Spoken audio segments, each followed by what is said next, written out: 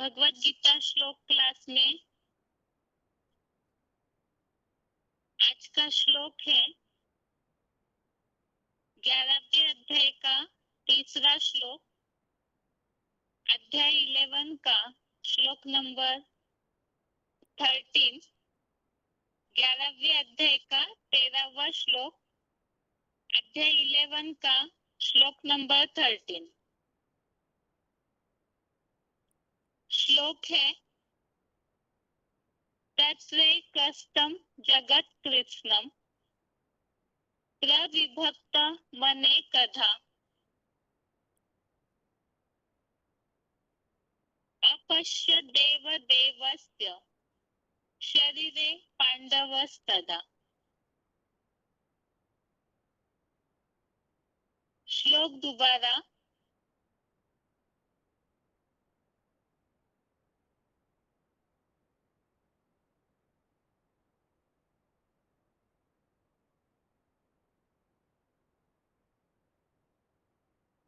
ओम शांति।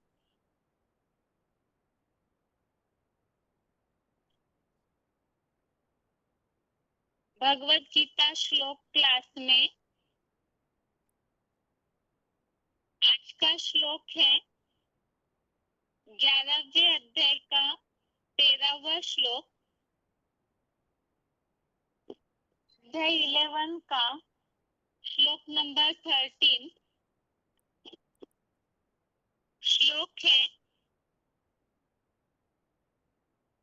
तत्रैकस्थं जगत् कृत्स्नं प्रविभक्त मनेकधा अपश्य देवदेवस्य शरीरे पांडवस्तदा। श्लोक दोबारा। तत्रैकस्थं जगत् कृत्स्नं प्रविभक्त मनेकधा अपश्य देवदेवस्य शरीरे पांडवस्तदा।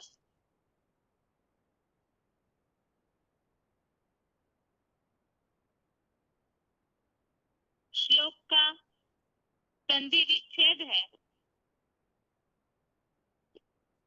तत्र एकस्थं जगत् कृत्स्नं प्रविभक्तम् अनेकधा अपश्यत् देवदेवस्य शरीरे पांडवः तदा। श्लोक का संधि विच्छेद दोबारा।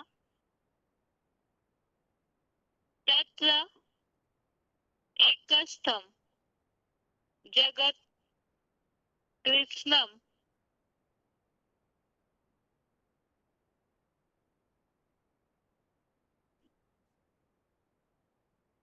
प्रविभक्तम् अनेकधा अपश्यत् देवदेवस्य शरीरे पांडवः तदा। अभी शब्दों के अर्थ है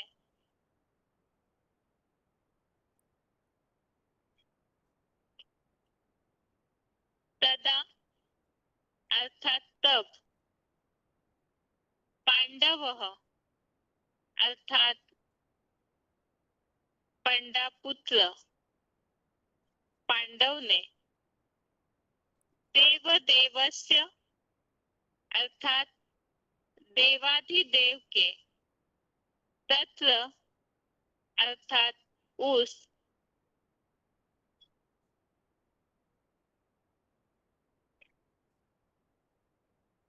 शरीरे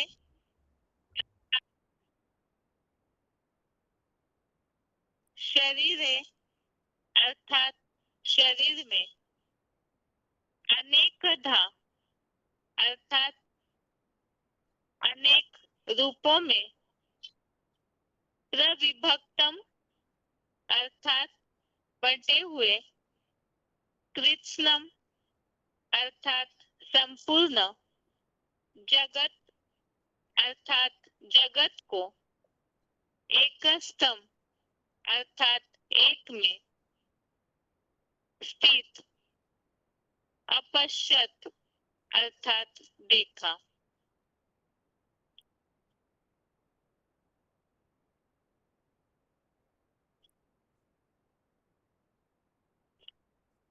शब्दों के अर्थ दोबारा, तदा अर्थात तब,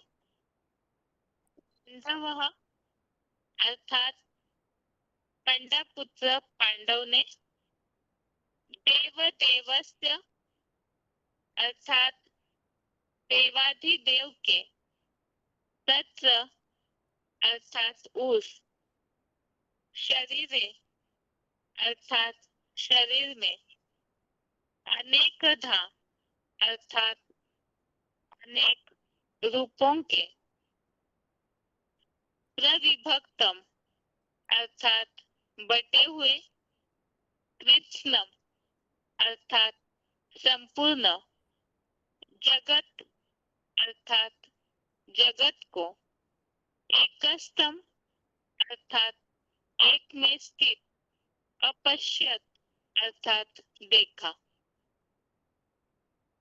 अभी श्लोक का अर्थ है, तब पंडपुत्र पांडव ने देवाधिदेव के उस शरीर में अनेक रूपों के बटे हुए संपूर्ण जगत को एक में स्थित देखा।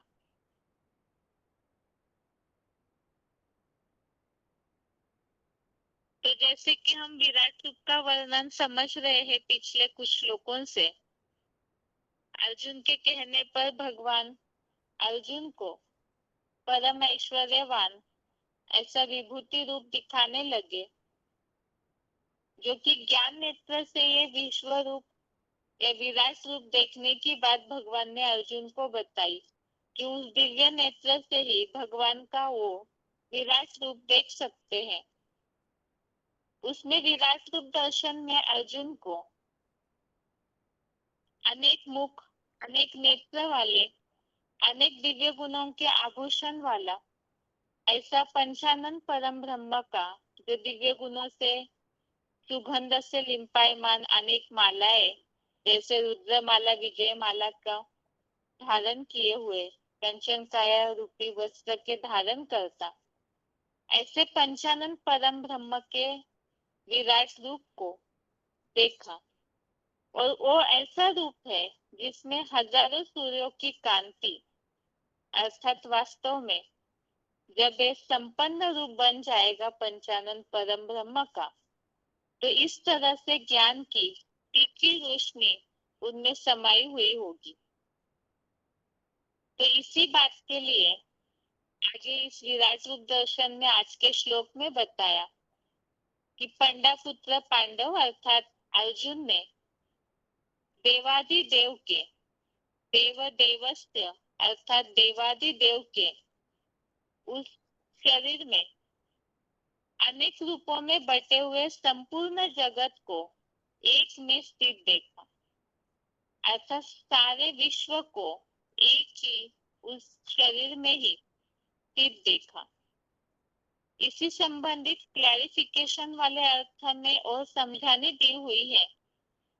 क्लैरिफिकेशन सहित अर्थ है, तब पांडु नामक पंडापुत्र पांडव ने संसार बीज देवाधिदेव के उस विराट शरीर में अनेक रूपों के दाई बाई और के विधर्मियों प्लस स्वदेशियों में बटे हुए संपूर्ण 7 अरब के जगत रूपी अश्वत्थ सृष्टि वृक्ष को एक सृष्टि बीज आदिदेव में समूचा स्थित देखा। तो इस श्लोक में ये बात बताई हुई है, वास्तव में विराट रूप किसके द्वारा प्रत्यक्ष होता है? तो इस संबंधित तो हमने शुरू से बातें समझी है। एक तो पंचानन परम ब्रह्म, वही सृष्टि बीज महादेव आदि देव है, तो उनके उस शरीर में ही ये विराट रूप जो है वो प्रत्यक्ष होता है। और ये महादेव ही जिनके लिए देव देवस्य अर्थात देवाधिदेव वही संसार बीज है, और उन्हीं से ही शुरू में हमने विराट रूप की जब शुरुआत समझना शुरू किया तो ये बात हमने समझी थी पॉइंट में कि एक ही मनुष्य सृष्टि रूपी वृक्ष का बीज है। बीज तो बहुत सूक्ष्म होता है, और फिर वो जब जैसे जैसे संपन्न अवस्था को प्राप्त करता है अपनी योग ऊर्जा से, तो उस समय से वो बीज ही विराट रूप अर्थात विस्तार को पाता है। वो विशाल रूप ही वास्तव में विराट रूप के रूप में संसार के सामने प्रत्यक्ष होता है। तो ये मनुष्य सृष्टि रूपी वृक्ष के बीज अर्थात महादेव ही इस तरह से संपन्न अवस्था धारण करने पर सारा जगत ही उनने ही समाया हुआ है। इसी के लिए बताया कि संसार भी देवादि देव के उस विराट शरीर में अनेक रूपों को दाई बाई ओर के विधर्मियों प्लस स्वधर्मियों में बटे हुए संपूर्ण 7 अरब के इस जगत रूपी अश्वत्थ सृष्टि वृक्ष को सृष्टि बीज आदि देव में समूचा स्थित देखा, अर्थात सारे सृष्टि को उस एक महादेव में ही स्थित देखा। और इसी में ही जैसे जो अश्वत्थ सृष्टि वृक्ष अर्थात कल्प वृक्ष जो दिखाया जाता है उसमें दो तरफ, एक तरफ स्वदेशी और एक तरफ विधर्मियों में एक झाड़ मनुष्य सृष्टि रूपी वृक्ष बटा हुआ है। तो ये सारी ही बातें उस एक महादेव में सृष्टि बीज आदि देव में ही समाई हुई भी देखी। अब इस श्लोक में खास तो इसी संबंधित हमने इसके पहले ही श्लोक देखा हुआ है जिसमें इस बात का उल्लेख आया कि जो कुछ भी तुम देखना चाहते हो, 11वें अध्याय का 7वां श्लोक में ये बात उल्लेखित है कि जो कुछ भी जड़ चेतन सहित संपूर्ण जगत को एक ही जगह में स्थित देखो, और अन्य कुछ भी देखना चाहते हो तो तीसरे ज्ञान नेत्र से देखो।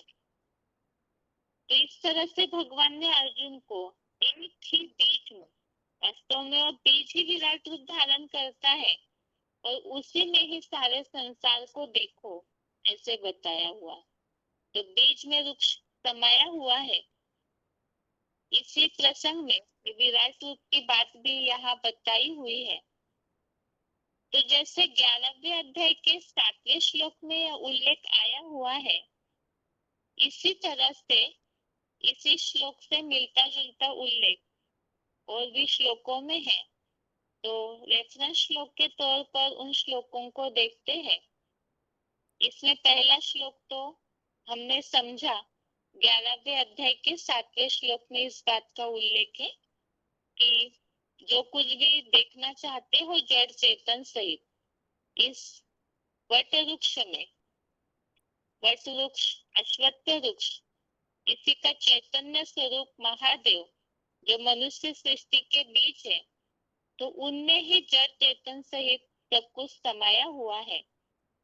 इसी तरह 13वें अध्याय का 30वां अध्याय 13 का श्लोक नंबर 30 है। तो इस श्लोक में भी ये बात बताई है कि जब प्राणियों की आकृति में भिन्नता को सृष्टि के एक आत्म में उपस्थित विराट पुरुष को देखता है और उससे ही सृष्टि के अनेक धर्मों के विस्तार को जानता है, तब उसे परम ब्रह्मा की प्राप्ति होती है। तो 13वें अध्याय में तो इस बात को बताया है कि एक में ही इन सबको, जो भी सृष्टि में समाया हुआ है, वो सारी बातें इस मानवीय बीज में ही यदि कोई देखता है ज्ञान नेत्र से, तो उन्हें सिर्फ परम ब्रह्मा की प्राप्ति होती है। तो यहाँ तो ये बात इस हिसाब से उल्लेखित है कि जो कुछ भी देखना है वो सारा ही एक सृष्टि बीज में ही हम देख सकते हैं। अभी अगला रेफरेंस श्लोक है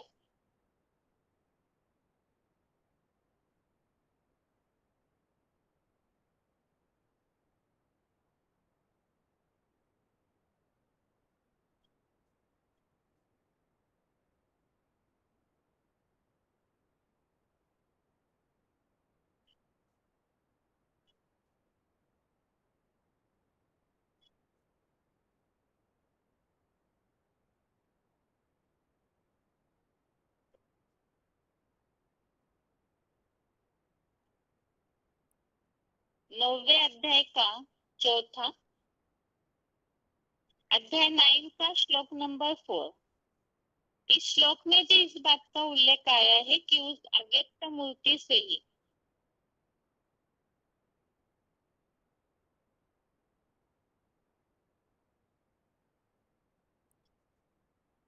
अव्यक्त मूर्ति से ही ये जो जगत है वो मानव बीज बाप से ही वट वृक्ष जैसा विस्तृत हुआ है। तो इस बात का 9वें अध्याय के चौथे श्लोक में उल्लेख है कि मनुष्य सृष्टि के बीच महादेव से ही ये सृष्टि वृक्ष विस्तृत हुआ है। अभी इससे अगला श्लोक है 8वें अध्याय का 22, अध्याय 8 का श्लोक नंबर 22। इस श्लोक में उल्लेख है कि परमात्मा अव्यभिचारी याद द्वारा प्राप्त है।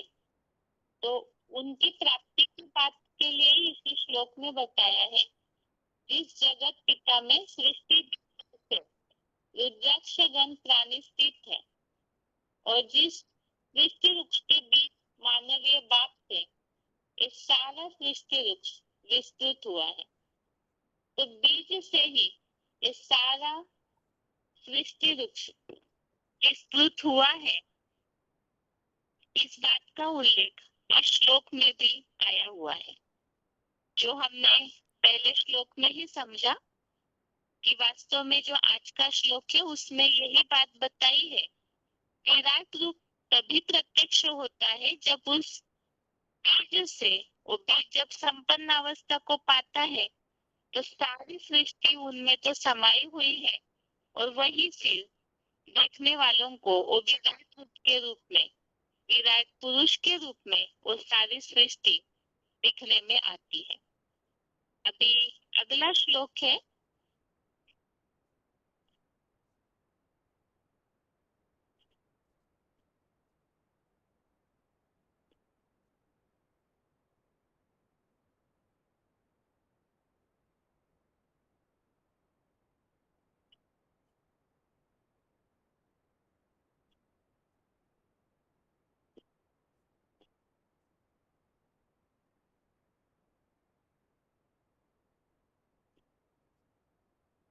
10वें अध्याय का 39, अध्याय 10 का श्लोक नंबर 39। इस श्लोक में भी इस बात को बताया हुआ है सब प्राणी मात्र का जो कुछ भी अनादि बीज रूप है वह मैं हूँ और वैसा एक भी चराचर प्राणी संसार में नहीं है जो मानव बीज योगीश्वर सनत कुमार जगन्नाथ विश्वनाथ से रहित हो। तो इस बीज में ही सारा वृक्ष समाया हुआ है। यही बात यहाँ बताई कि ऐसा कोई भी नहीं इस संसार में जो इस मानव बीज से रहित हो। जैसे 9वें अध्याय के चौथे श्लोक में भी इस बात का उल्लेख है कि बीज में ये सारा वृक्ष समाया हुआ है। ऐसे ही चौथे अध्याय का 35, अध्याय 4 का श्लोक नंबर 35, इसमें इस बात का उल्लेख आया हुआ है, जिस जगत पिता को जानकर फिर से इस संसार में अल्पकालीन संबंधियों के मोह को, दैहिक मोह को तू नहीं पाएगा, जिस जगत पिता की देह रूप लिंग सहित हीरा जैसी आत्मा में समस्त प्राणियों को बुद्धि नेत्र से मुझ बीज रूप लिंग में साक्षात ये समाये हुए स्वर्गीय नरकीय दृष्टि वृक्ष को साक्षात और स्पष्ट देखेगा। यदि हम गौर करें तो सारे श्लोकों में एक ही बात उल्लेखित है, उस बीज में ही सारे सृष्टि वृक्ष को देखने की बात। और आज का जो श्लोक है 11वें अध्याय का 13वां, उसमें भी यही बात बताई। भगवान अर्जुन को ये बात कह रहे हैं कि ये जो समस्त संसार का बीज है देवाधिदेव, तो उसके शरीर में ही ये अनेक रूपों में ये संसार जो बटा हुआ है, तो सारे जगत को एक सृष्टि वृक्ष आदिदेव में ही स्थित देखो। तो इसी बात का उल्लेख यहाँ है कि उस बीज को प्राप्त करने से और संबंधियों के मोह को नहीं पाएगा। जो कुछ भी जड़ चेतन सहित चराचर इस संसार में प्राणी है, ऐसा कोई नहीं जो इस विश्वनाथ से रहित हो। ऐसे ही 6वें अध्याय का 30वां, अध्याय 6 का श्लोक नंबर 30, इसमें भी इस बात का उल्लेख आया हुआ है कि जो प्रेमी जैसा सर्वत्र मुझे देखता है और बीच में वृक्ष जैसा मुझ शिव बाबा में सबको देखता है, तो मैं उनसे दूर नहीं होता, वो मेरे से अदृश्य नहीं होते। अर्थात सारे संसार में बुद्धि लगाने की आवश्यकता नहीं है, बल्कि एक बीज में ही सब कुछ समाया हुआ है। इसी बात को यहाँ स्पष्ट किया हुआ है। अभी आगे है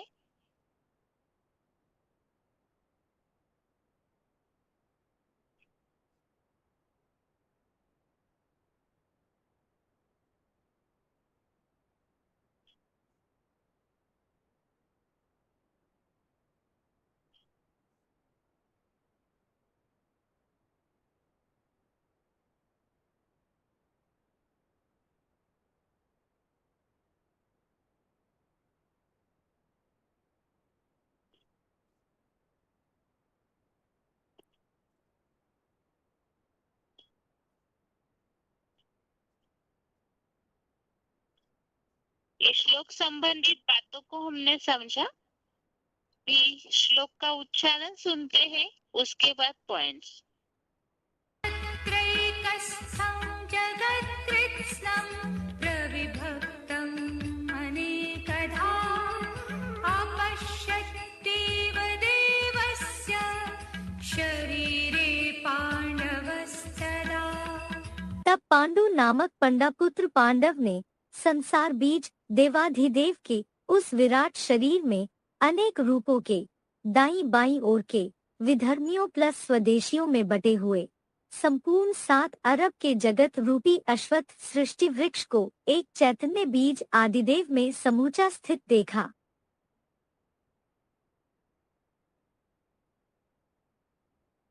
त्रैकस्थं जगत्कृत्स्नं प्रविभक्तं अनेकधा अपश्यद्देव देवस्य शरीरे पाण्डवस्तदा।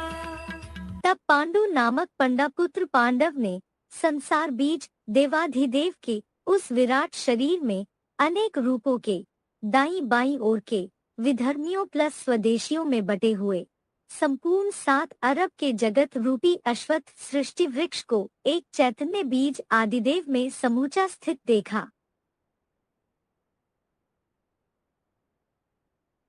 अभी आगे है श्लोक संबंधित पॉइंट।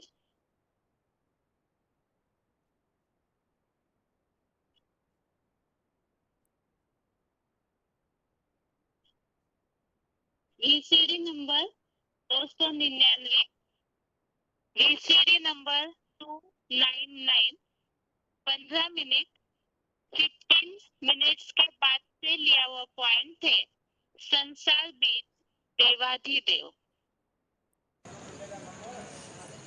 इसलिए भारत की परंपरा में एक ही देवता ऐसा गाया हुआ है जिसका नाम शिव के साथ जोड़ा जाता है।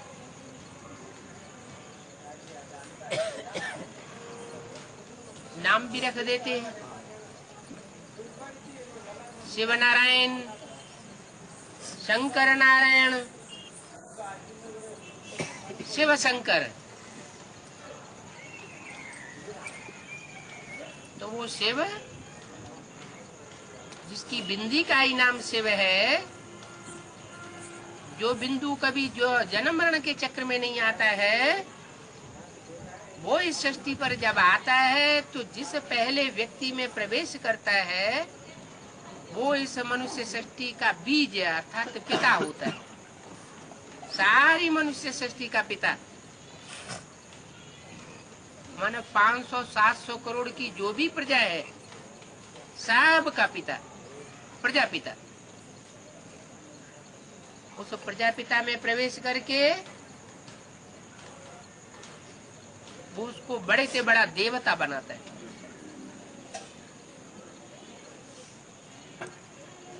क्योंकि देवताओं के द्वारा ही सृष्टि में सुख शांति स्थापन हो सकती है। और जो बड़े से बड़ा देवता बनता है वो ही फिर शिव के सहयोग से सारी सृष्टि को देवता बनाता है। देवता ही सृष्टि बनाता है। जैसे वकील वकील बनाता है, इंजीनियर इंजीनियर बनाता है, डॉक्टर डॉक्टर बनाता है।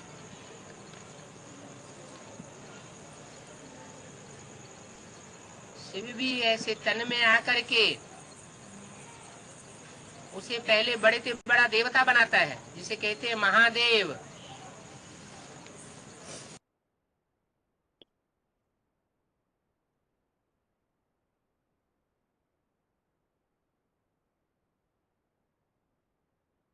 आगे है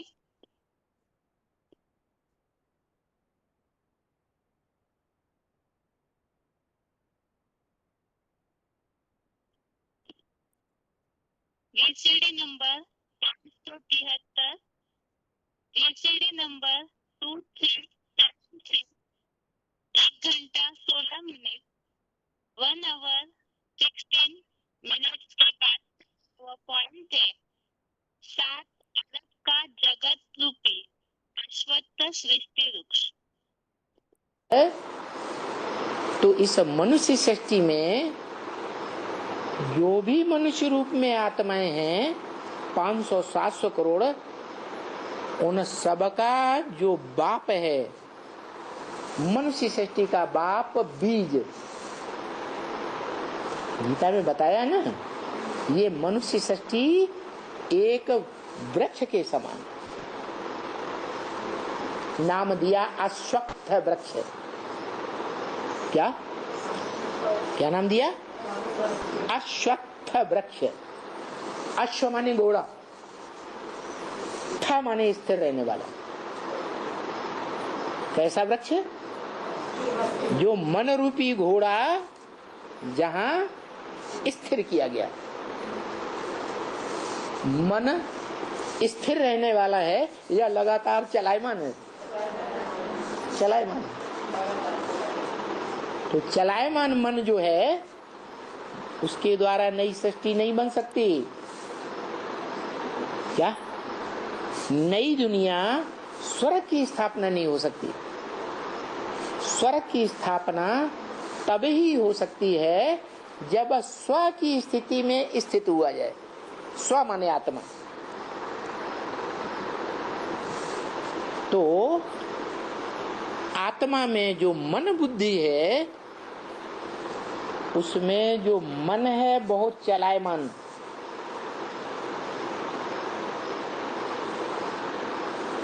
उस मन को आत्मिक बिंदु उसमें स्थिर कर देना। कहाँ स्थिर कर देना है? इंद्रियों में स्थिर कर देना या आत्मा में स्थिर कर देना? आत्मा में स्थिर कर देना। ऐसी प्रैक्टिस करना। तो जिसने ये प्रैक्टिस पक्की की 100%, उस बीज का नाम और उस बीज से पैदा होने वाला जो वृक्ष है उसका नाम रखा गया अश्वत्थ वृक्ष।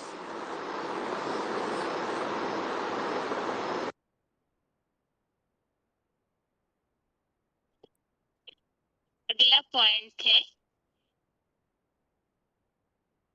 VCD नंबर 2713, VCD नंबर 2713, 1 घंटा 5 मिनट, 1 आवर 5 मिनट्स के बाद से लिया हुआ पॉइंट है। दाई बाई ओर के विधर्मियों प्लस स्वदेशियों में बटा हुआ अश्वत्थ सृष्टि वृक्ष। तो ये जो दुनिया है, इस दुनिया का नाम अश्वत्थ वृक्ष रखा गया है। हाँ। अब वृक्ष है तो ऐसे ही थोड़ी कि कोई आधारभूत जड़ें ही होंगी, तना ही होगा, है? डालियां ही होगी, या दाईं ओर की डालियां होंगी या बाईं ओर की डालियां होंगी, बामांगी। बाएं हाथ से गंदा गर्म किया जाता है ना, तो बाईं ओर के जो अपवित्रता को धारण करने वाले विदेशी धर्म हैं, क्या भ्रष्ट इंद्रियों से कर्म करने कराने वाले, वो ही डालियां नहीं है उस वृक्ष में। भारतीय हाँ संन्यास धर्म की डालियां भी हैं। क्या भारतीय बौद्ध धर्म की डालियां भी हैं जो ब्रह्मचर्य को महत्व देते जरूर है। हाँ देते हैं कि नहीं देते? हाँ। तो ऐसे धर्म जो भारतीय हैं, विदेशी हैं, वो धर्म की डालियां इस अध्यक्ष वृक्ष में लटकती हुई दिखाई जाती है।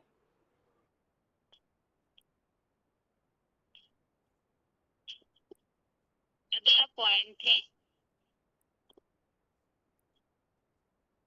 वार्तालाप number 327, discussion number 327, 33 minute 33 minutes के बाद से लिया हुआ पॉइंट है सृष्टि बीज आदिदेव।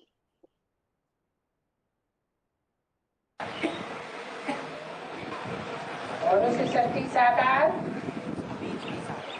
और मनुष्य शक्ति रूपी वृक्ष का बीज भी साकार है।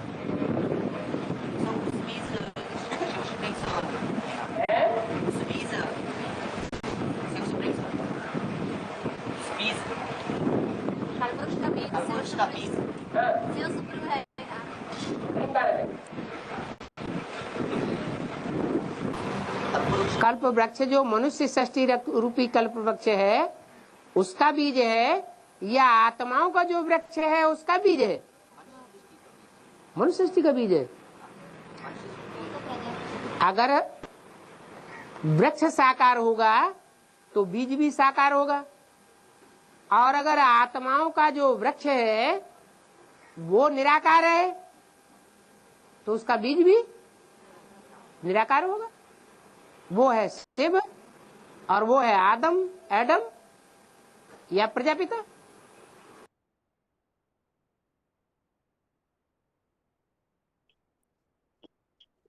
अगला पॉइंट है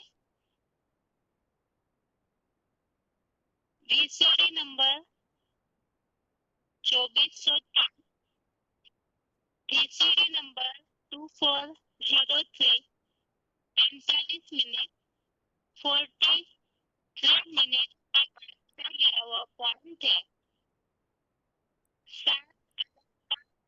जगत सृष्टि बीज में स्थित।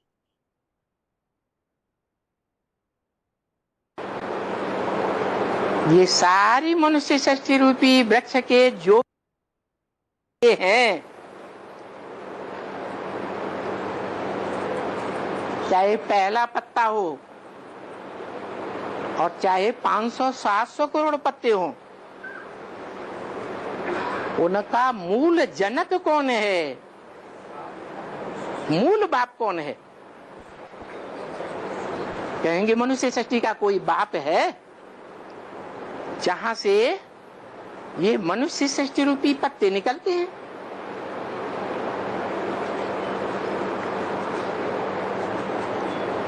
तो देखो,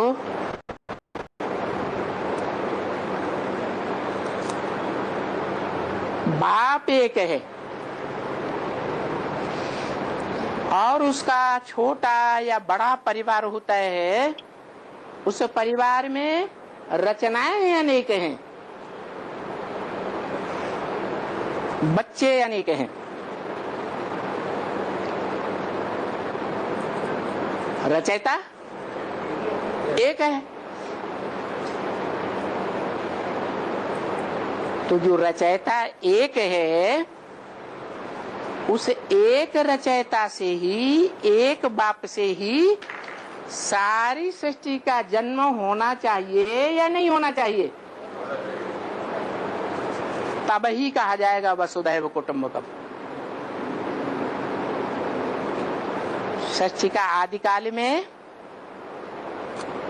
एक ही था, मनुष्य सृष्टि का बाप, और उसी से सारी सृष्टि विस्तार को पाई है।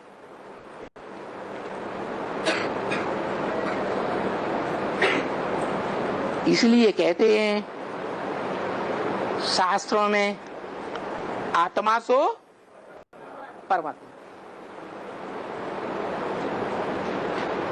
अर्थात ये जितनी भी मनुष्य आत्माएं हैं,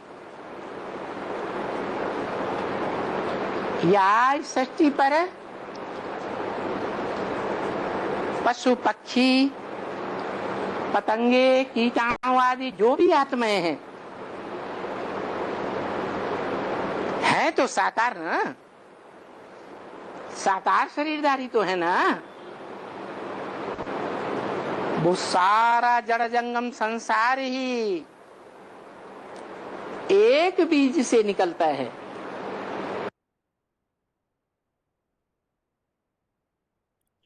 ये जो पॉइंट हमने सुना, नेटवर्क कट हो रहा था, इसीलिए ये VCD नंबर है 2403, VCD नंबर 2403, 43 मिनट 45 मिनट के बाद से लिया हुआ ये पॉइंट हमने समझा। अभी 7 अरब का जगत एक सृष्टि बीच में स्थित है।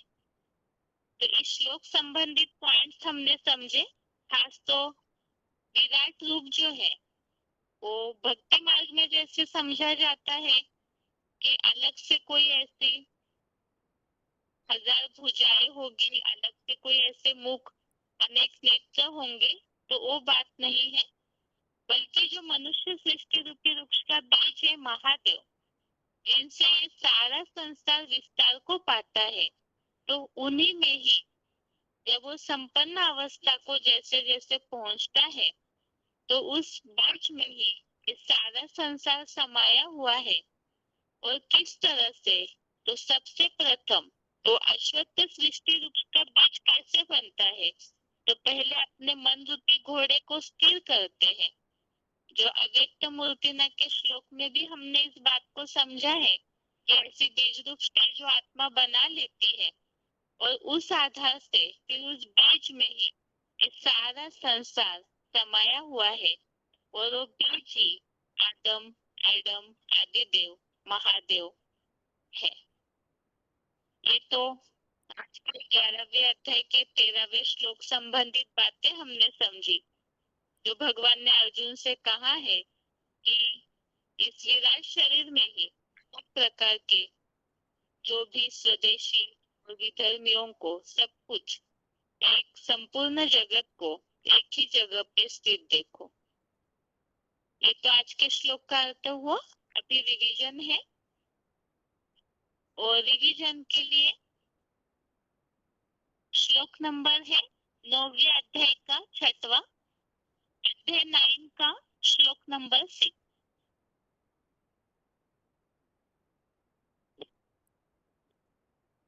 और श्लोक है ये 9वें अध्याय का। 9वें अध्याय में हम बातें समझ रहे थे, जैसे कि भगवान ने अर्जुन से ये बात कही है कि जो भी धर्म में अश्रद्धालु है वो लोग मुझको न पाकर फिर मृत्यु लोकीय मार्ग में लौट जाते हैं, अर्थात नरक में जाते हैं। तो भगवान को जानना जरूरी है, खास इस उद्देश्य से क्योंकि शुरू में जो बात आई है कि ये राजाओं की राजविद्या है और वो भगवान ही ऐसी राजविद्या की पढ़ाई पढ़ाते हैं जिससे पापों से मुक्त हो जाते हैं।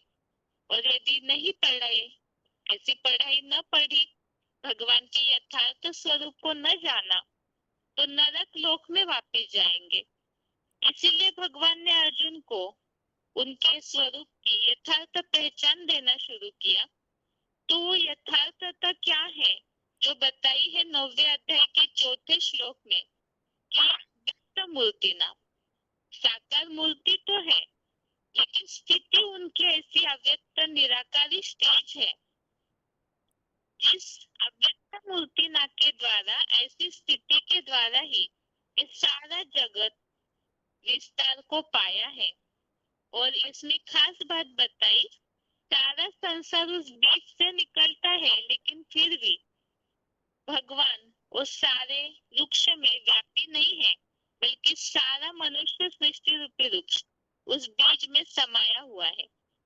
और यही महादेव जो सृष्टि रूपी वृक्ष के बीज है, वही एक मुखी रुद्राक्ष का मनका है जो अति दुर्लभ मिलता है। और वही एडम आदि देव जैसे बीज अविनाशी होता है, वैसे वो अविनाशी है। तो साकार होते हुए भी अपनी ऐसी निराकारी स्थिति, बीज रूप स्टेज वो आत्मा बना लेती है। उस स्थिति का वर्णन 5वें श्लोक में बताया है कि मेरे इस ऐश्वर्यवान योग ऊर्जा रूप को देखो। तो योग ऊर्जा से भरा पूरा वो जो रूप है, उसमें पंचभूत स्थित नहीं है, अर्थात 5 तत्वों से वो आत्मा अपने को ऐसी परे निराली बना लेती है। इसके लिए हम चित्र में कोर्स में देखते हैं, 3 लोक के चित्र में शंकर की पूरी अर्थात महादेव को इस जगत से पूरा ऊपर परम धाम के नजदीक दिखाया हुआ है, जहाँ 5 तत्वों का कोई आभास निशान भी नहीं होता है। तो वह आत्मा ऐसी स्थिति अपनी बना लेती है पंचभूतों से परे। और इसी स्थिति के आधार से इस जगत को किस तरह से विस्तार किया जाता है, इसी बात को इस श्लोक में और स्पष्ट किया है कि यह जो अव्यक्त मूर्ति है वो योग की खुराक से साकारी प्राणियों को पैदा करने वाली और अर्थात याद के द्वारा प्राणियों की पैदाइश होती है। जितना जितना याद करेंगे उतना नई नई आत्माएं ज्ञान में आती है। तो उसकी शुरुआत वास्तव में करने वाला महादेव है, जो उनकी याद के आधार से ही सारी सृष्टि विस्तार को पाती है। तो याद की खुराक, योग की खुराक से प्राणियों को पैदा करने की बात 3रे अध्याय के 14वें श्लोक में भी आई है। और वही फिर सच्ची गीता एडवांस ज्ञान के द्वारा प्राणियों का भरण पोषण भी करती है। अर्थात सिर्फ परिवार को बनाने का कार्य ही नहीं, योग की खुराक से प्राणियों की पैदाइश और फिर ज्ञान के द्वारा, गीता ज्ञान के द्वारा वो प्राणियों का भरण पोषण भी वो महादेव की आत्मा अव्यक्त मूर्ति की स्थिति में करती है। अभी इस आज के 9वें अध्याय के 6वें श्लोक में इसके आगे की बात हम समझते हैं। तो 9वें अध्याय का 6वां अध्याय 9 का श्लोक नंबर 6 है, यथाकाश स्थितो नित्यम वायु सर्वत्र गो महान तथा सर्व सर्वाणि भूतानि मत्स्थानि इति उपधारय। श्लोक दोबारा। यथाकाशे स्थितो नित्यं वायु सर्वत्र महान् तथा सर्वाणि भूतानि मत्स्थानि उपधारय। अर्थात इस तरह निरंतर सब और जाने वाला जड़त्व में अदृश्य महान प्राण वायु देवता परम ब्रह्म आकाश में स्थित है, वैसे ही सभी सत त्रेता के स्वर्गीय प्लस द्वापर कली के नारकीय प्राणी मेरे स्थान लिंग मूर्ति परम आकाश में स्थित है। ऐसे मानव बीज महादेव में वट वृक्ष के दांत से सृष्टि वृक्ष का विश्वास धारण कर ले। तो यहाँ ये बात बताई है कि जैसे वायु जो है वो आकाश में स्थित है, तो इसी तरह से इस संसार के जितने भी प्राणी हैं, स्वर्गीय और नारकीय प्राणी, वो सारे ही प्राणी इस लिंग मूर्ति परम आकाश में स्थित है। शुरू के चौथे पांचवें श्लोक में हमने इस बात को समझा है कि महादेव के द्वारा इस सृष्टि रूपी वृक्ष का विस्तार होता है, तो सारे प्राणी बीज में समाये हुए हैं तभी तो निकलते हैं। तो इसी बात को यहाँ और स्पष्ट किया। जैसे आकाश में वायु वायु तो सर्वत्र बहते रहती है, लेकिन वो वायु जो है वो आकाश में स्थित है। इसी तरह से सारे प्राणी भी इस लिंग मूर्ति परम आकाश अर्थात जो बीज रूप स्थिति है, उस बीज रूप स्टेज में याद के द्वारा समाये हुए हैं। और इसी बात को ही रेफरेंस श्लोक जो है, रेफरेंस श्लोक के तौर पे समझते हैं। सारे प्राणी स्वर्गीय नरकीय इस परम आकाश में अव्यक्त मूर्ति में समाये हुए हैं और उन्हीं से सृष्टि और विस्तार को भी पाती है। इस बात के लिए पहला रेफरेंस श्लोक है 9वें अध्याय का 7वां अध्याय 9 का श्लोक नंबर 7। इस श्लोक में ये बात आई है कि कल्पांत में सभी देव दानव पशु पक्षी पेड़ पौधे जड़ जंगम पदार्थ मेरी सारे प्राणी मात्र मेरी उत्कृष्ट रचना परम आकाश रूप परम ब्रह्म ज्योति में समा जाते हैं और कल्प के काल से उन्हें फिर से सृजन के लिए छोड़ता हूँ। इसी तरह अगला रेफरेंस श्लोक के चौथे अध्याय का 39 अध्याय 4 का श्लोक नंबर 39 है।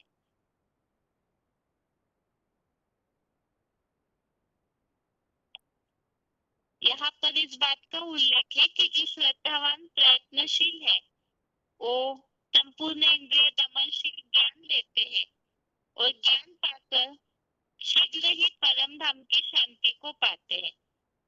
परम धाम की शांति को पाना अर्थात परम ब्रह्म लोक परम आकाश को यहाँ ही उतार लेता है। तो पहले तो परम आकाश को तो अव्यक्त मूर्ति इस सृष्टि पर उतारती है, अर्थात ऐसी परम धाम की स्थिति बना लेती है। अव्यक्त मूर्ति अर्थात ही इस दुनिया में होते हुए भी ऐसी परम धाम की निराकारी एकरूप स्टेज और उस स्थिति में ही नंबर प्राणी समा जाते हैं, उसी बात के लिए इस श्लोक में उल्लेख दिया हुआ है। इसी में ही आगे और रेफरेंस श्लोक है 13वें अध्याय का 32 अध्याय 13 का श्लोक नंबर 32। जैसे सर्वगामी महान आकाश सूक्ष्म होने से उपलब्ध नहीं होता, कुछ भी पकड़ नहीं आता, उसी तरह शरीर में सब योग ऊर्जा से स्थित हुआ। सूक्ष्म ज्योतिबिंदु परमात्मा रूप परम आकाश उपलब्ध नहीं होता। अर्थात जिस तरह से हवा पकड़ नहीं सकते हैं,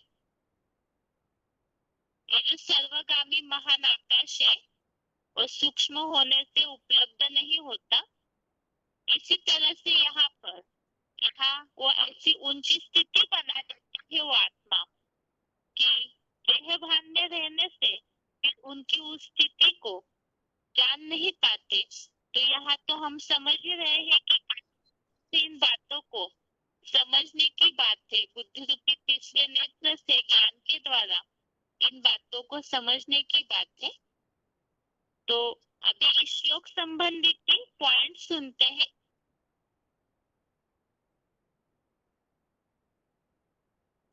पहला पॉइंट है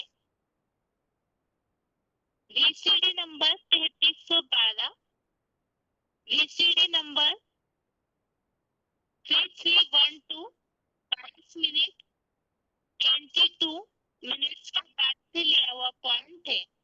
मेरा स्थान लिंग रूप परम आकाश। ये जो परम ब्रह्म है, परमाकाश जिसका नाम दिया ना शास्त्रों में, वो परमाकाश को जिसको जड़ कह दिया, जड़ घर है वो, उस घर में रहने वाला घर वाला कौन है? मुखिया कौन है? वो घर वाला कोई मुखिया है कि नहीं? शिव। हाँ, परम ब्रह्म तो जड़ हो गया ना, उसमें रहने वाला तो चैतन्य होगा ना। हाँ, प्रजापिता परम ब्रह्म। क्या बताया? प्रजापिता का नाम क्या बताया? ब्रह्मा, बड़ा अम्मा, बड़े ते बड़ी अम्मा, जिससे बड़ी अम्मा परमाकाश कोई होता ही नहीं। तो वो परम ब्रह्म जो है तो प्रजापिता ही की ही सोल। वो प्रजापिता की सोल जिसकी लिंग रूप में पूजा होती है। पुरुष के लिंग की पूजा होती है कि स्त्री के लिंग की पूजा होती है? पुरुष लिंग की पूजा होती है ना। पुरुष में ही तो शिव भगवान बाप आते हैं ना।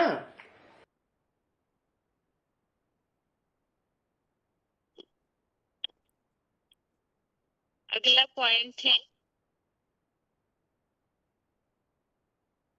VCD नंबर 2314, VCD नंबर 2314 2 घंटा 15 मिनट 2 hours 15 minutes के बाद से लिया हुआ पॉइंट है।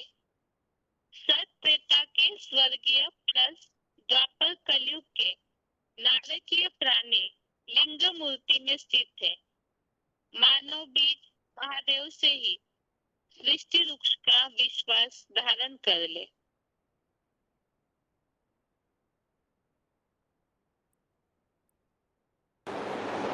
ये उस बाप की जिम्मेवारी है, सत धर्म की पालना और असत धर्मों का विनाश। तो उसके मत्थे मामला बोला ना मुरली में। किसके मत्थे मामला? किसकी जिम्मेवारी है? जो जानेगा अपनी जिम्मेवारी को, उसके ऊपर जिम्मेवारी, या जो अज्ञानी है उसके ऊपर जिम्मेवारी। जिसको ये ज्ञान है क्या कि स्वर्ग की दुनिया मेरी है तो नरक की दुनिया मेरी नहीं है क्या? स्वर्ग के देवताएं मेरे बच्चे हैं तो नरक की दुनिया के जो राक्षसी बच्चे हैं वो मेरे बच्चे नहीं है क्या? इसलिए भक्ति मार्ग में एक ही देवता शंकर है जिसको देवताएं भी मानते हैं और असुर भी मानते हैं। तो वो कहता है माम एकम याद करो। पुरुषार्थी रूप में बात नहीं है मुझे याद करो, मेरे संपन्न रूप को याद करो। जो संपन्न रूप आत्मिक स्थिति में भी संपन्न है और साकारी स्थिति में भी सबका बाप है। जैसे एक परिवार में परिवारजनों से पूछा जाए तुम्हारा बाप कौन है, तुम किससे पैदा हुए? छोटे बच्चे होंगे तो कहेंगे हमने मां से जन्म लिया। अरे मां जन्मदात्री है? मां में भी बच्चा कहां से आया? अपने आप आ गया? कहीं से आया ना? तो जो बीज बोने वाला है वो ही बाप है। ऐसे ही इस मनुष्य सृष्टि में, मनुष्य सृष्टि का बाप कौन है जिससे ये सारी मनुष्य सृष्टि निकलती है, और महामृत्यु के टाइम पर सारी सृष्टि उसमें समा जाती है। झाड़ के चित्र के ऊपर बैठा हुआ है।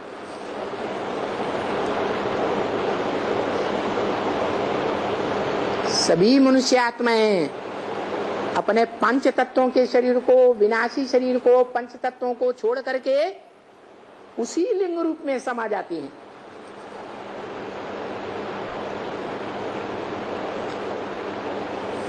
जो विनाश के काल पर आकर्षण करते हुए दिखाया गया, उसी से सारी सृष्टि निकलती है और कल्प के अंत में उसी में सारी सृष्टि समा जाती है।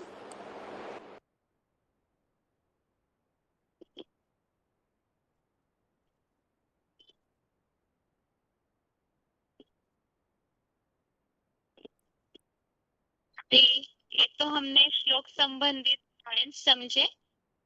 इसमें कार्य यही समझा है कि स्वर्ग की दुनिया मेरी है तो नरक की दुनिया मेरी नहीं है क्या? जैसे बीज में वृक्ष की हर चीज समाई हुई है, तो इस संसार में जितने भी प्राणी हैं, अच्छे बुरे स्वर्गीय नरकीय, तो सारे ही संस्कार उस बीज में समाये हुए हैं और सारे प्राणी भी उस बीज में ही समाये हुए हैं। इसी बात का उल्लेख इस पॉइंट में भी हमने समझा कि सत्य स्वर्गीय और नारकीय प्राणी लिंग मूर्ति में स्थित है और मानव बीज महादेव से ही यह सृष्टि वृक्ष का विश्वास धारण कर ले। तो ये 9वें अध्याय की रिवीजन हमने समझी।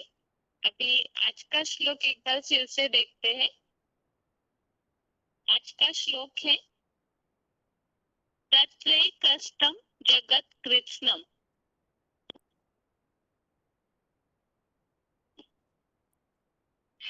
तत्रैकस्थं जगत् कृत्स्नम् प्रविभक्तं मनेकदा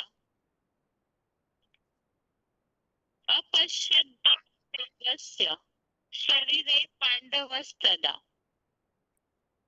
अर्थात तब पांडु नामक पंडापुत्र पांडव ने संसार बीज देवादिदेव के उस विराट शरीर में अनेक रूपों के दाई बाई और के विधर्मियों प्लस स्वदेशियों में बटे हुए संपूर्ण 7 अरब के जगत रूपी अश्वत्थ सृष्टि वृक्ष को एक सृष्टि बीज आदिदेव में समूचा स्थित देखा। तो इस श्लोक में हमने समझा ही है, 9वें अध्याय में भी वैसे तो यही बात चल रही है कि सारे कुछ इस बीज में ही समाया हुआ है। तो विराट रूप में भी इसी बात का उल्लेख है कि जो कुछ भी देखना हो तो इस बीज में ही अर्थात आदिदेव महादेव में ही देखने की बात भगवान ने अर्जुन से कही है। और इसी संबंधित रेफरेंस श्लोक हमने देखे थे 11वें अध्याय का 7वां, अध्याय 11 का श्लोक नंबर 7, 13वें अध्याय का 30वां, अध्याय 13 का श्लोक नंबर 30। आगे है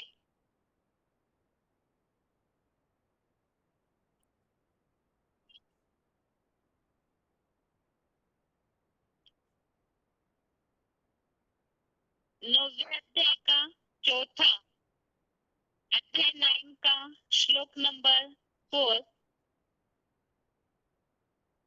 8वें अध्याय का 22, अध्याय 8 का श्लोक नंबर 22। इन श्लोकों में भी इसी बात को हमने समझा कि इस बीज से ही ये वृक्ष विस्तृत होता है, अर्थात जैसे कि सारे प्राणी इस बीज में ही समाये हुए हैं तो विस्तार को भी पाते हैं। अभी आगे है